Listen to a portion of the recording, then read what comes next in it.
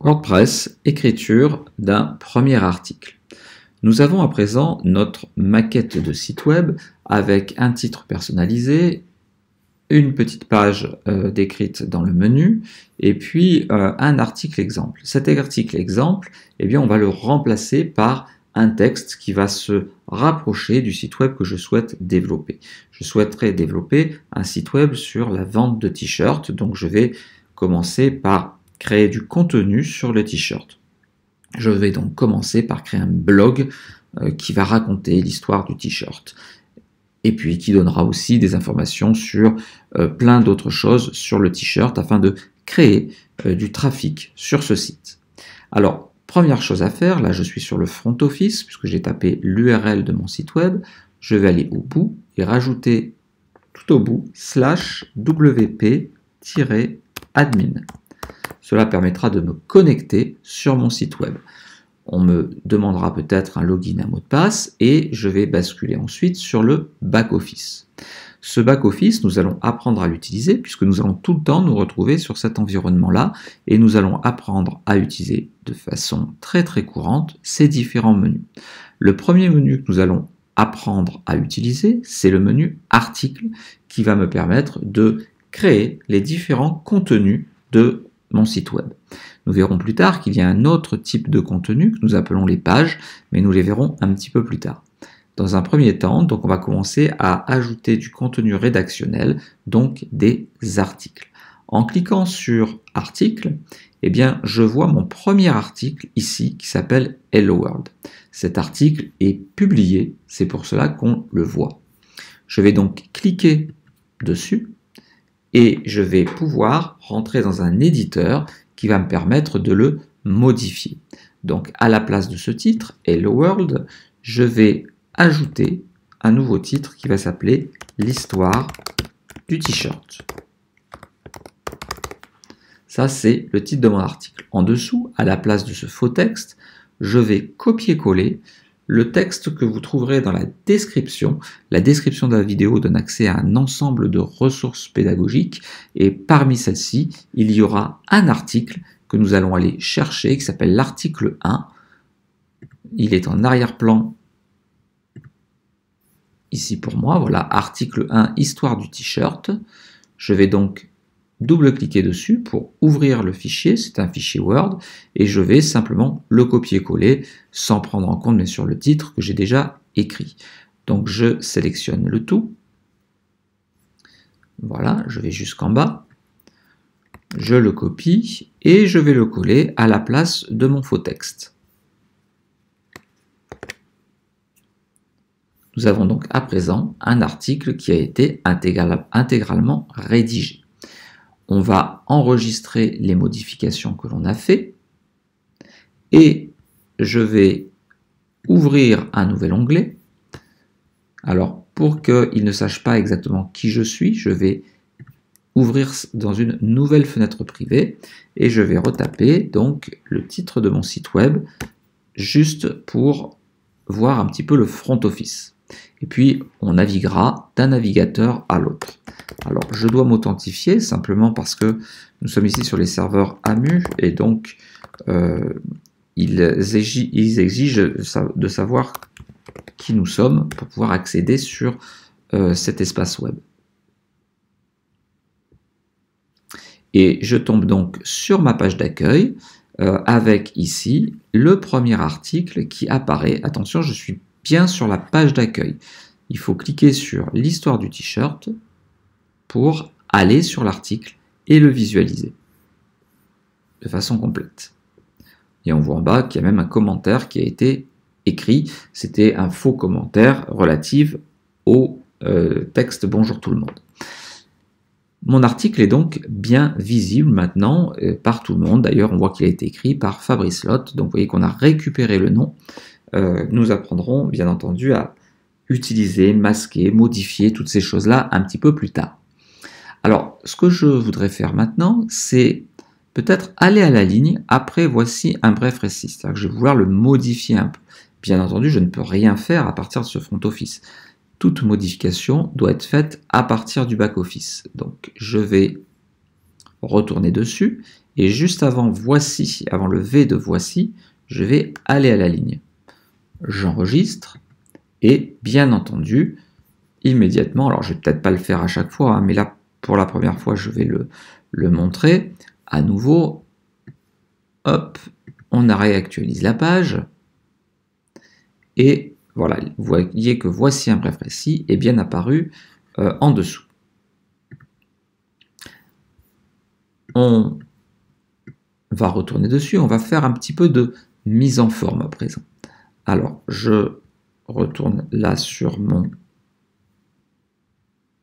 article Hello World et on va commencer les modifications. Alors, première chose que je souhaite faire, c'est mettre en italique travailleurs de l'industrie textile. Donc, travailleurs de l'industrie textile, ça se trouve ici.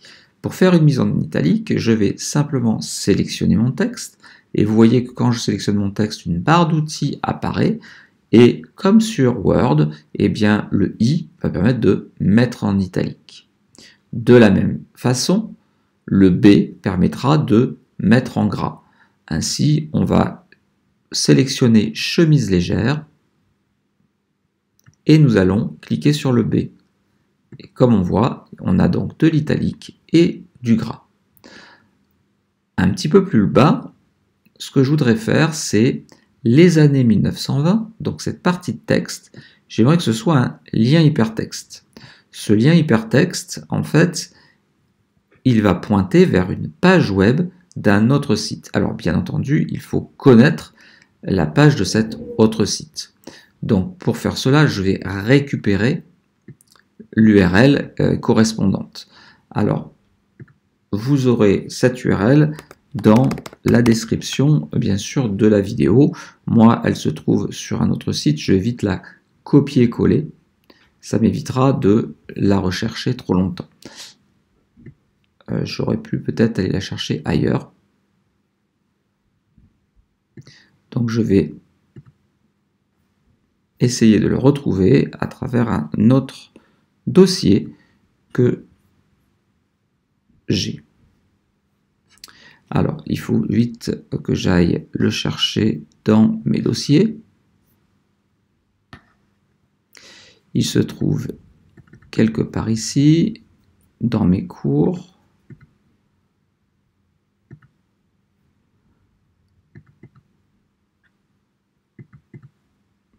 Et j'ai mon support de cours qui se trouve ici et qui va me donner accès, bien sûr, à ce contenu.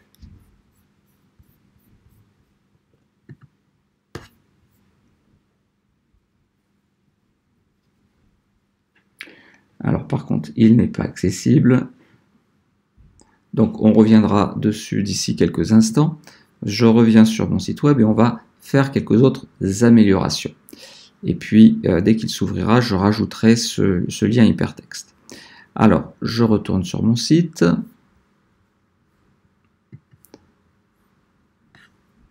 Et ce que je voudrais faire, c'est mettre maintenant des sous-titres. Alors, on va indiquer que origine, par exemple, c'est un titre de niveau 2. Alors ici, nous avons un bloc paragraphe. Les blocs paragraphes sont représentés par ce symbole-là. Les sous-titres, ça va être des blocs de style titre. Par défaut, ils sont en H2. H2 est un sous-titre, H3 sera un sous-sous-titre, H4 sera un sous-sous-sous-titre, un peu comme titre 1, titre 2, titre 3 sur un traitement de texte. Je vais donc répéter cela pour l'ensemble de mes sous-titres. Donc c'est facile, c'est les titres du paragraphe qui précèdent à chaque fois. Donc je clique sur ce symbole et je fais titre. Je clique sur ce symbole et je fais titre. Et vous voyez que petit à petit, eh bien, j'ai mon document qui va se structurer en titre et sous-titre.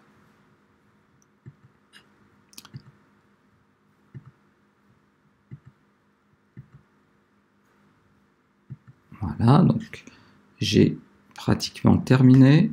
Nous en sommes à la fin. Voilà, ceci étant fait, je vais regarder si mon document Word s'est chargé. Oui, il s'est chargé. Je vais pouvoir maintenant aller placer mon lien hypertexte sur une partie de mon cours. Donc ce lien hypertexte, il se trouve un petit peu plus loin. Voilà, il se trouve ici. Donc je vais copier-coller cette partie de texte là. Vous retrouverez ce lien bien sûr au niveau de la description de la vidéo. Ça sera beaucoup plus simple pour vous. Je vais retourner à présent au niveau de les années 20, puisqu'en fait le lien hypertexte doit être placé au niveau du texte les années 20, qui se trouve ici.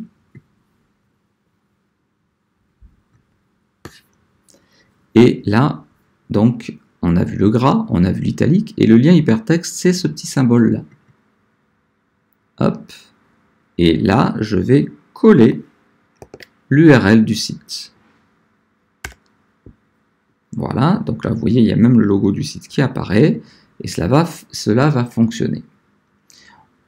On peut essayer de voir l'article. On va faire un aperçu de l'article. Vous voyez qu'on a un petit aperçu là qui apparaît, et on va retrouver l'ensemble des éléments que l'on a enregistrés.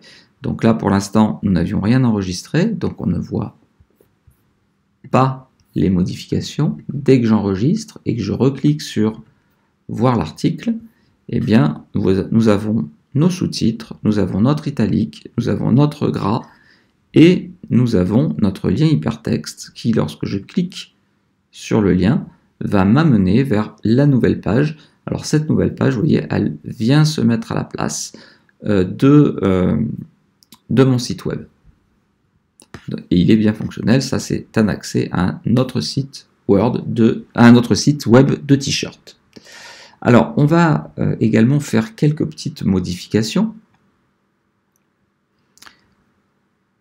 Car ce que j'aimerais, c'est qu'il s'ouvre non pas à la place de mon site, puisque vous voyez que je ne suis plus sur mon site, mais je voudrais qu'il s'ouvre dans un autre onglet. Donc ce que l'on va faire, c'est qu'on va resélectionner le lien hypertexte, on va cliquer sur le petit crayon, et là, on a avancé. Donc en ouvrant le menu avancé, j'ai la possibilité de ouvrir dans un nouvel onglet. Enregistrer. Et à présent, donc quand je fais une page exemple, vous voyez que si je clique dessus, alors j'ai l'histoire du t-shirt. Si je clique dessus, il y a un nouvel onglet qui va s'ouvrir. Donc,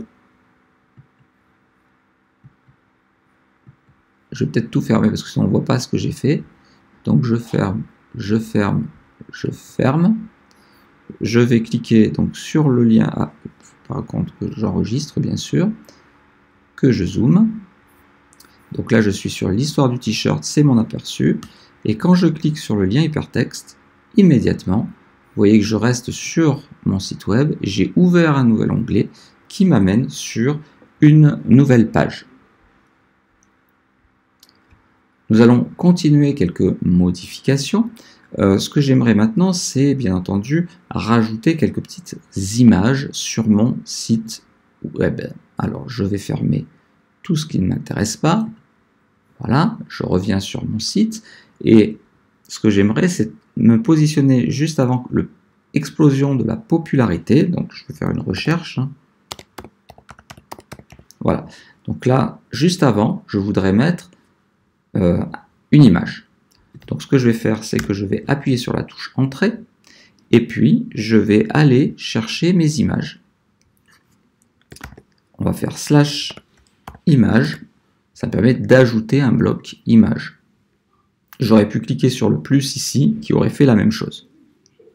Je vais téléverser, et on va téléverser l'image qui s'appelle T-shirt US Navy. Donc les images sont classées par ordre alphabétique. On va cliquer là-dessus et on va ouvrir. L'image apparaît. Nous avons sur la partie droite la possibilité de faire quelques petites modifications. Alors si vous n'avez pas cette partie droite, je vais me mettre en plein écran. On a la possibilité de le faire apparaître en cliquant sur ce petit symbole. Donc soit on ne voit rien, soit on a ici un ensemble de paramètres qui vont permettre de personnaliser l'image puisque j'ai sélectionné l'image. Alors, pour faire cela, je vais essayer de changer les proportions. Donc, vous voyez qu'il y a plusieurs possibilités. Je pourrais me mettre en taille d'origine, en carré, en standard. Donc, je vous laisserai bien sûr choisir ce que vous voulez. On va laisser taille d'origine. Et la résolution, eh bien, on a aussi d'autres options du type miniature, moyenne ou taille originale. Donc là, l'idée, c'est bien sûr de faire quelques petits tests pour voir ce qui est le plus intéressant pour vous. Nous avons ici également la possibilité de placer un texte alternatif. Un texte alternatif, c'est la possibilité pour les non-voyants de comprendre ce que signifie cette image. C'est aussi une façon de référencer les images dans Google et de pouvoir attirer des gens par le biais des images. Donc il est très important que pour chaque image, nous placions un texte alternatif qui va donner du sens.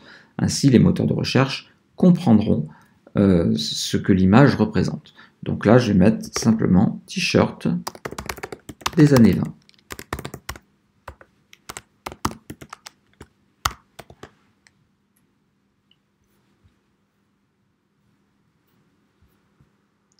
Enregistrer. On va également mettre un petit arrondi aux angles de l'image. Donc ce que je vais faire, c'est que je vais cliquer sur l'image, parce que sinon ça va disparaître. Je vais aller ici cliquer sur l'onglet qui va me permettre de gérer la mise en forme de l'image, et je vais cliquer sur arrondi. Et vous voyez que l'image apparaît en arrondi. On va donner un rayon de 20 pixels, ce qui permettra d'arrondir un petit peu moins. Vous voyez, ça a joué sur l'arrondi au niveau du rayon. Et je vais placer une bordure de 8 pixels qui va me permettre de faire une bordure assez importante. Je peux également choisir une couleur pour cette bordure, donc en cliquant sur ce bouton-là. Et là, je vais choisir par exemple ce jaune ou rose, peu importe. L'essentiel, c'est d'avoir une couleur que vous souhaitez. Ensuite, ce que l'on va faire, c'est que l'on va ajouter une ombre portée. Donc en fait, ici, on a la possibilité de rajouter des choses. C'est tout à fait faisable en allant cliquer sur les 3 petits points ici ou les 3 petits points ici. Donc là, je veux rajouter une ombre. Donc je vais aller dans bordure et ombre, 3 petits points, ombre, et vous voyez que ça va rajouter ici un menu ombre portée. Je vais choisir le type d'ombre portée que je souhaite, et vous voyez qu'il y a cette petite ombre là qui est apparue. On va enregistrer notre page. On va essayer de voir un petit peu ce que ça donne si je clique sur voir l'article, par exemple, ici. Vous voyez que mon article, eh bien, il est mis en forme, j'ai mon image avec l'ombre portée, donc tout ce que j'ai fait, c'est bien en place. Mais si je m'attarde sur l'URL, je vois que mon article, il s'appelle toujours Hello World. Donc je voudrais changer ça, je voudrais qu'il s'appelle Histoire du t-shirt. Donc pour cela, il va falloir que je change ce que l'on appelle le permalien.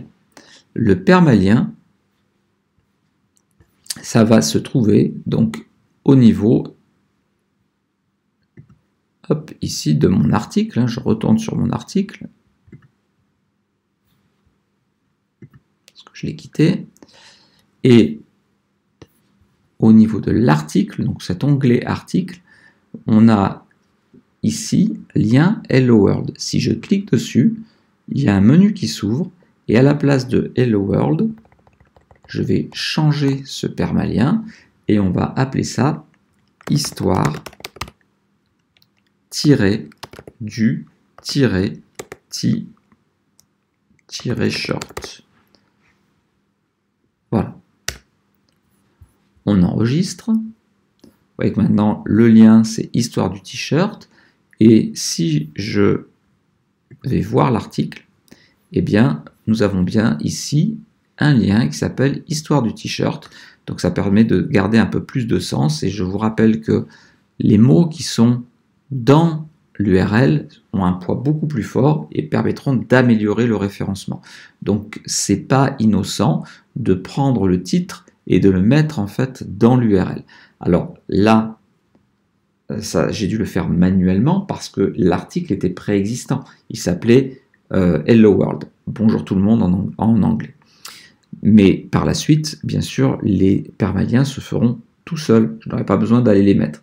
Mais il reprendra bien sûr le titre et l'écrira dans l'URL. Le titre reprenant bien sûr le contenu. Il doit résumer le texte.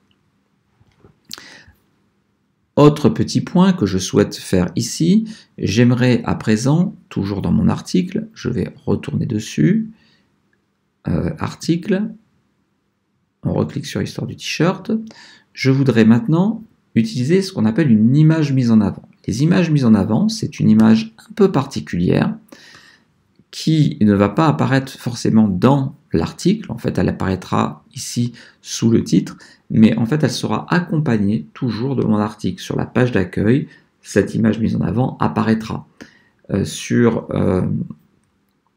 Lorsque je partage par exemple l'article sur les réseaux sociaux, eh bien le titre et cette image seront partagés. Donc à chaque article, il faudra définir l'image mise en avant.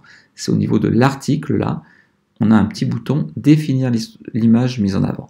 Et là, je vais aller chercher cette image qui va s'appeler histoire mise en avant.jpg. On va aller la chercher, on va téléverser des fichiers.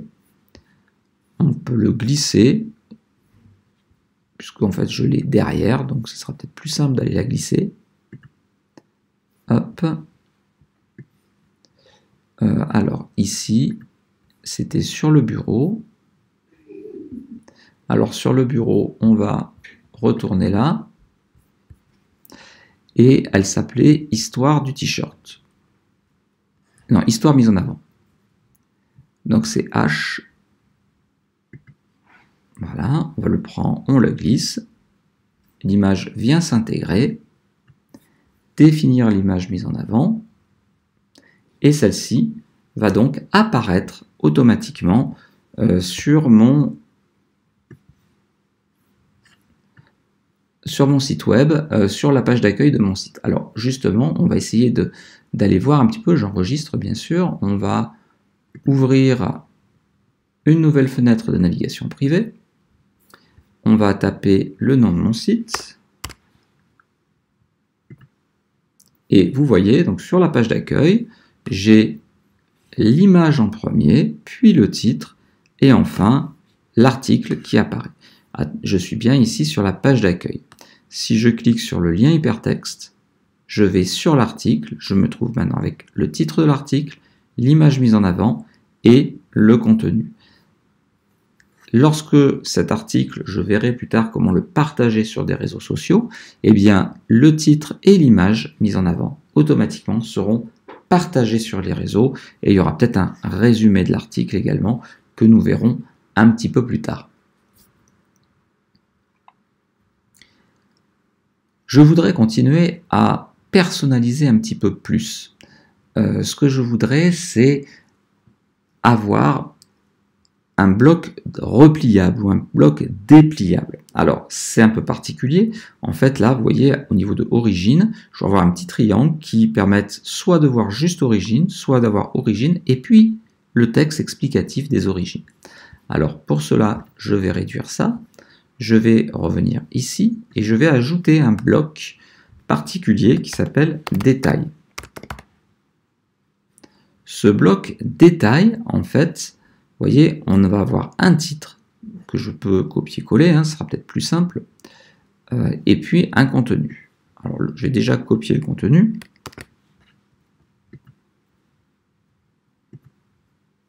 Qui est ici.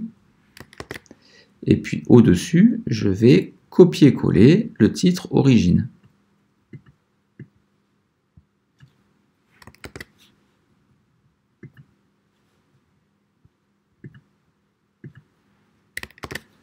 Voilà, donc là j'ai mon titre, et puis en dessous, j'ai le bloc repliable.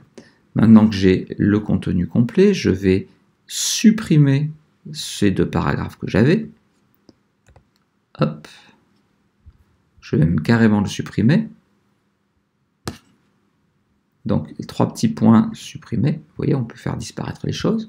j'enregistre, et puis on va voir maintenant à nouveau sur mon texte ce que cela donne. Alors, hop, je le descends, à moins que je l'ai fermé, je ne sais plus, il était peut-être ici. Voilà, donc on va réactualiser la page. Donc l'histoire du t-shirt, et vous voyez, j'ai origine, on ne voit pas le texte, je peux l'ouvrir ou je peux le refermer. Donc c'est quand même très très pratique de pouvoir masquer du texte à volonté. Par défaut, vous voyez qu'on ne voit pas le texte, il est replié. Par contre, je pourrais très bien dire que par défaut, il est ouvert.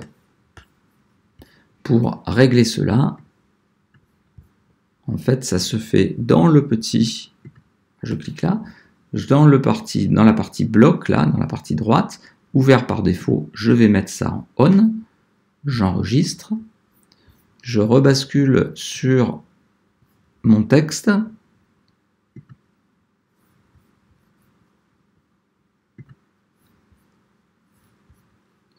et je vais, alors on va le rouvrir hein, si on n'arrive pas à le réafficher. Histoire du t-shirt, voilà, il est là. Non, ça c'était mon document Word. Bon, j'avais dû le fermer. Donc on va le refermer celui-là aussi. On va simplement rouvrir une fenêtre de navigation privée. Ah bah non, elle est derrière, voilà. Elle est ici, on va actualiser. Et vous voyez que quand j'actualise maintenant, le texte est ouvert. J'ai toujours un bloc repliable que je peux replier. Donc en fait,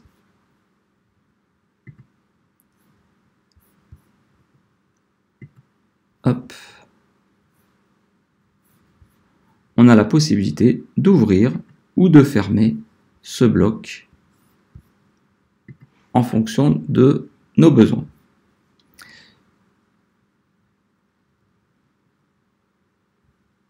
Je crois que j'ai refermé mon texte, donc je ne l'ai plus. On va rebasculer, on va le fermer celui-là. Modifier l'article, on va le rouvrir. On le remet en plein écran. Et là, vous voyez, donc ouvert par défaut, on peut l'ouvrir ou le fermer. Autre petite chose que je souhaiterais faire, c'est 2 paragraphes. Je trouve qu'ils sont assez importants, donc je vais changer leur taille. Donc je vais essayer de l'écrire en un peu plus gros. Je clique sur le bouton de mise en forme, et là je vais mettre L. Idem pour ça, je vais le sélectionner, et on va le mettre en L. Alors, j'ai l'impression qu'il était déjà en L, mais si je le mets en M par exemple, vous voyez, ça change, ou en S, en XL, L, voilà, on peut changer la taille. Je vais le laisser comme ça, parce que finalement, c'est la taille qui me convient le mieux. Si je remonte, j'aimerais rajouter une autre balise, donc un autre bloc un peu particulier, juste après plusieurs siècles. Je vais mettre une balise que l'on appelle une balise lire la suite. Cela va permettre de séparer mon article en deux. Donc, pour ajouter un bloc, on va cliquer sur le plus, on va ici taper lire, et vous voyez qu'il y a cette balise là, lire la suite. À quoi cela sert-il? Eh bien en fait, jusqu'à présent, sur ma page d'accueil, j'avais l'intégralité de mon texte. Or, sur les blogs, vous voyez en général, on ne voit pas l'intégralité du texte sur la page d'accueil. On voit en général un titre, on voit en général une image, c'est l'image mise en avant, et puis un petit résumé. Ce petit résumé, c'est le début du texte, et puis pour que ça s'arrête et que ça ne lise pas la suite du texte, eh bien on place ce qu'on appelle une balise lire la suite. Voilà ce que va me donner mon article lorsque je vais le regarder à présent sur un autre navigateur. Vous voyez que je suis sur la page d'accueil. Ah non, je ne suis pas sur la page d'accueil, je suis sur l'article. Je reviens sur ma page d'accueil, donc je clique sur Tivox Store. Là donc j'ai mon blog avec mon image, et puis, donc ça c'est l'image mise en avant, le titre de mon site, et le titre de mon article, et puis le résumé de l'article, c'est-à-dire tout ce qui se trouve avant la balise lire la suite. Mais tout ce qui se trouve après la balise lire la suite est masqué, n'apparaît plus. Si on veut lire l'article, on va cliquer sur suite. Et là, on bascule sur l'article et on a l'intégralité de l'article. Donc voilà, petit à petit, nous commençons à construire notre site web. Nous avons un véritable article et une véritable page d'accueil. J'espère que cette vidéo vous aura plu et si vous avez apprécié cette vidéo, n'oubliez pas de liker la vidéo et bien entendu de vous abonner à notre site. À très bientôt.